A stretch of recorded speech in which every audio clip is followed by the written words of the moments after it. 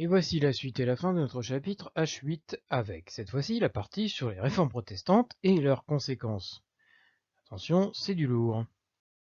Et voici un élément déclencheur. Ce vaste bâtiment, l'église Saint-Pierre de Rome, c'est l'église du pape. Elle a été entièrement reconstruite au XVIe siècle, avec pour projet de s'inspirer, bien évidemment, de l'art de la Renaissance que vous avez étudié juste avant. Vous pouvez remarquer facilement les colonnes, le fronton, les statues, les fenêtres carrées ou les arcs en plein cintre, et un dôme. Dôme qui voulait rivaliser avec la cathédrale de Florence. Florence et Rome, les deux capitales de la Renaissance. Le petit souci, c'est que ce projet commence en 1506 et que plus ça va, plus il n'avance pas et plus il coûte de l'argent. Comme je vous l'ai dit, il ne sera terminé qu'en 1590. Et encore, il y aura des rajouts et des détails au XVIIe siècle. Tout ce que vous voyez à l'extérieur, toutes les parties, sont en marbre. Marbre blanc. Ça vous donne une petite idée du coût de la chose.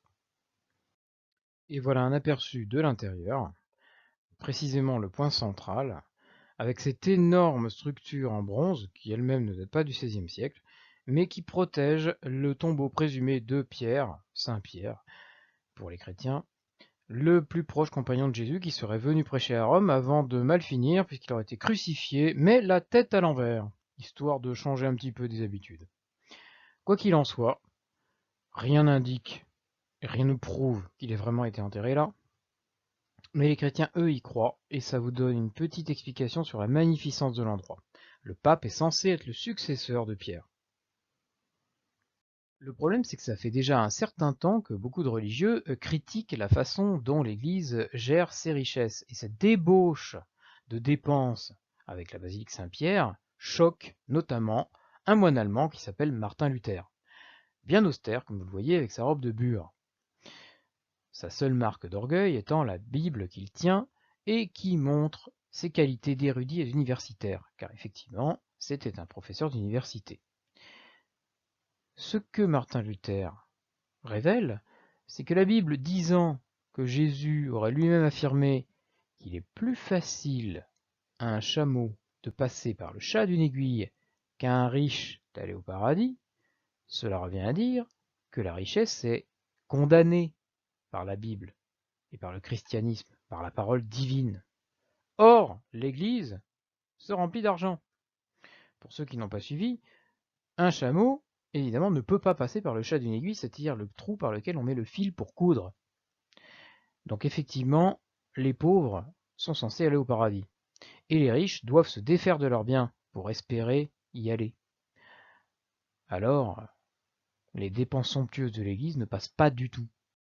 C'est à partir de là que vous étiez censé étudier les éléments de la rébellion de Luther, qui va finir par se séparer du pape pour fonder sa propre Église, ce qu'il va appeler l'Église réformée, puisqu'il va proposer des réformes qu'il considère comme bien meilleures et bien plus justes par rapport à la Bible. Dans son livre Les 95 thèses, qui sont le texte fondateur du protestantisme, Luther s'attaque surtout et avant tout aux indulgences. Si vous n'aviez pas bien compris de quoi il s'agissait, c'est le moment d'écouter. Une indulgence, c'est le papier que tient le pape sur cette gravure. Pour être clair, il s'agit d'une feuille de parchemin avec un sceau prouvant que c'est bien le pape qui l'a fait délivrer ou qui a autorisé sa délivrance, qu'on obtient contre une forte somme d'argent et qui promet l'indulgence pour aller au paradis, d'où son nom. Évidemment, rien dans les évangiles ne donne ce pouvoir à un pape, vu que de toute façon il n'était pas prévu une organisation de l'église dedans. Et ça choque énormément Luther et beaucoup d'autres chrétiens. La suite, c'est que le pape a critiqué le texte de Luther à son tour et lui a demandé de retirer 41 de ses 95 thèses. Mais Luther a réagi en détruisant la bulle du pape, c'est-à-dire son texte officiel, ce à quoi le pape a réagi à son tour en le chassant de l'église, c'est-à-dire en l'excommuniant. Théoriquement, ça voulait dire que c'était un hérétique et qu'on pouvait se débarrasser de lui après un procès, en le brûlant. Sauf que Luther était déjà très soutenu par certains seigneurs allemands qui y voyaient l'occasion d'une meilleure église et d'une bonne raison de se révolter contre leur empereur. L'empereur Charles Quint. Charles Quint qui a fait convoquer Luther. Luther qui est venu dans l'assemblée qu'on appelle la Diète à Worms, une ville d'Allemagne, mais qui n'a rien lâché. Comme face au pape, Luther a continué à dire qu'il avait raison, puisque lui se basait sur les Écritures, et que Charles Quint n'y pouvait rien. Comme son puissant protecteur, le seigneur et duc Frédéric de Saxe, était là, il l'a fait exfiltrer la nuit pour éviter qu'il se fasse attraper et condamner par Charles Quint, et Luther a fini sa vie tranquillement protégé sur les terres du duc de Saxe.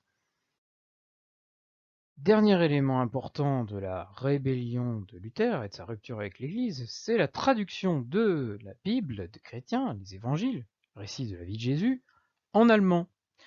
Tous ces textes étaient en latin jusque-là. Or, l'idée de Luther et de tous les protestants par la suite, c'est de se dire, il est hors de question que les gens ne comprennent pas ce qu'ils lisent ou ce qu'on leur fait chanter, ou ce qu'on leur fait prier. Il faut donc traduire les écrits, qui sont la parole de Dieu. Donc il n'y a pas de raison que ça reste en latin, puisque Dieu n'était pas plus romain qu'autre chose, n'est-ce pas? Et donc on les traduit dans les langues courantes. L'allemand, le français, l'espagnol, l'italien, peu importe. Ce qui fait que les protestants, dès cette époque-là, vont dire la messe et pratiquer leur religion dans la langue des gens en face d'eux. Alors que pendant ce temps-là, l'Église catholique dit le latin c'est sacré, on continue à faire ça en latin, les gens y comprennent rien, mais c'est pas grave, voire même c'est mieux comme ça. Mais comme vous l'aurez compris, comme l'Église ne respectait pas tout à fait ce que disaient les évangiles eux-mêmes, forcément, c'était plus facile si personne ne comprenait grand-chose. Les grands principes communs à tous les protestants sont justement d'abord de considérer que la seule chose sacrée aux yeux de Dieu et des hommes doit être la Bible, les évangiles, la parole divine. C'est la seule chose sacrée. C'est ce que vous deviez comprendre à travers les documents 3 et 4, texte de Calvin, texte de Luther. Calvin qui d'ailleurs, pour bien montrer et appliquer ses idées, a fait construire à Genève, où il était devenu l'un des dirigeants, un collège dont le but, comme aujourd'hui, était d'apprendre, mais d'abord apprendre à lire et à écrire pour maîtriser la connaissance et la lecture de la Bible. Les protestants vont mettre un point d'honneur à éduquer les gens, mais à les éduquer pour qu'ils comprennent la Bible, pas pour autre chose. Ceci étant, il va de soi que cela implique que dans les églises, il ne restera que la Bible et plus de décor. Démonstration. Cette petite église d'Alsace est effectivement dépourvue de tout décor. Elle est très ancienne et à peu près conservée en l'état, à part l'énorme poêle pour chauffer la pièce, parce que l'hiver en Alsace il peut faire assez froid. Vous avez un autel pour positionner la Bible. Vous avez fréquemment dans la plupart de ce genre d'église des Bibles à disposition pour ceux qui ne seraient pas venus avec la leur, ou qui n'en avaient pas les moyens, d'où l'intérêt de l'imprimerie. Et on va pouvoir pratiquer son culte. Mais il est hors de question d'avoir des statues dans tous les sens, des dorures, etc. D'ailleurs, dans les plus grandes villes européennes qui sont devenues à majorité protestante, les cathédrales sont transformées en églises protestantes, tout le décor est enlevé, plus de vitraux, plus de fioritures, plus de peinture non plus, plus de statues. C'est ce qu'on voit sur cette église située à Amsterdam et qui existe encore. Comme il n'y a pas de chef désormais dans l'église protestante, sauf dans le royaume d'Angleterre, mais on en parlera, les différents protestants ou penseurs vont plus ou moins fonder chacun leur variante et leur église réformée. Ce qui explique que Luther et Calvin, par exemple, sont les fondateurs de deux églises, mais il y en aura beaucoup d'autres. Mais chez les protestants, ça importe peu, car l'ennemi principal, bien sûr, c'est le catholicisme avec son pape qui veut tout diriger. Et l'Église catholique, comment réagit-elle? Eh bien, elle décide de se réunir lors d'une très grande assemblée, qu'on appelle un concile, très long, puisqu'il dure le règne de plusieurs papes, et finalement, la décision est assez simple, l'Église ne reconnaît aucun de ses torts, et décide par contre de créer un ordre religieux, les jésuites, qui va avoir pour mission d'éduquer les chrétiens. Donc ils prennent cette idée aux protestants, mais pour tout le reste, ils confirment que l'Église a raison, que le pape est infaillible et que les protestants ont tort, qui sont même des hérétiques qu'il faut éradiquer.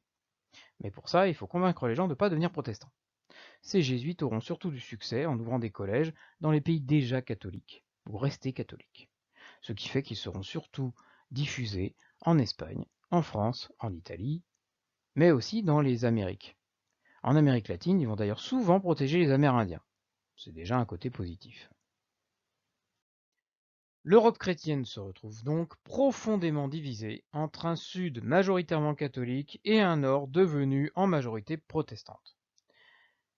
L'Allemagne et la France se retrouvent divisées. Dans le cas de l'Allemagne, elle est coupée en deux. Quant à la France, elle a une forte minorité protestante assez agissante comme on le verra plus tard. Cas particulier, l'Angleterre, où c'est le roi Henri VIII qui a décidé de changer de religion et de devenir protestant, mais des protestants spéciaux puisqu'il était le chef de l'Église. Pourquoi? Tout simplement parce qu'il voulait divorcer une fois de trop au goût du pape qui le lui avait interdit. Résultat, il a décidé que si c'était lui chef de l'Église, il choisirait qui divorcerait, à commencer par lui. Il faut savoir quand même que ce charmant garçon est le modèle de Barbe Bleue. Il a eu 6 femmes et il en a fait exécuter 2. Il y a très vite une série de guerres de religion à travers toute l'Europe. Mais la pire, c'est la guerre de 30 ans. Elle se passe essentiellement en Allemagne, dans l'Empire, tout simplement parce que l'empereur autrichien Habsbourg, allié bien sûr à son cousin d'Espagne, veut se débarrasser des protestants allemands, les fameux seigneurs qui ont décidé de prendre l'Empire et de nommer l'un des leurs à la place. Tous les pays protestants, comme les Provinces-Unies, c'est-à-dire les Pays-Bas, le Danemark ou la Suède, viennent soutenir les seigneurs allemands. Le cas particulier, c'est le royaume de France, qui est resté catholique, dont les rois veulent se débarrasser absolument des protestants chez eux, mais, dans le cas d'une guerre à l'extérieur, trouve très bien les protestants allemands, puisque ce sont des alliés contre l'Autriche, et l'Espagne surtout. Cette guerre est tellement brutale et violente, et elle dure tellement longtemps, elle met aux prises presque tous les États d'Europe qui viennent joyeusement se massacrer dans l'Empire, qu'elle va frapper les contemporains, qui vont multiplier les œuvres, comme la série de gravures que vous avez sous les yeux. Elle représente les malheurs de la guerre, grande misère de la guerre, c'est leur titre, et elle montre presque pour la première fois à quel point ce sont les civils qui souffrent de la guerre, et pas tellement les militaires, comme dans le saccage de ce village. Les destructions sont d'autant plus vives et nombreuses que s'y ajoute la détestation de l'autre religion. La plupart des monastères qui tombent aux mains des protestants sont détruits, et la plupart des temples ou des églises protestantes sont détruites par les catholiques inversement. Et pendant ce temps-là, les soldats s'en donnent à cœur joie, en pillant, torturant, etc. Le petit texte plus ou moins rimé que vous avez sous la gravure se lit ainsi: voilà les beaux exploits de ces cœurs inhumains, ils ravagent partout, rien n'échappe à leurs mains, l'un pour avoir de l'or invente des supplices, l'autre à 1000 forfaits anime ses complices. Et tous, d'un même accord, commettent méchamment le vol, le rapt, le meurtre et le violement. Ça se passe de traduction, même si c'est du vieux français. La morale, c'est que comme il y a quand même une justice militaire, les soldats de la série de gravures finissent pendus, le fameux arbre au pendu. Très décoratif. Quoi qu'il en soit, le bilan de ces guerres est abominablement élevé, puisque la guerre de 30 ans divise par deux la population de l'Empire, qui était d'environ 16 millions d'habitants, et qui passe à environ 8 millions, par les massacres, les famines, les maladies.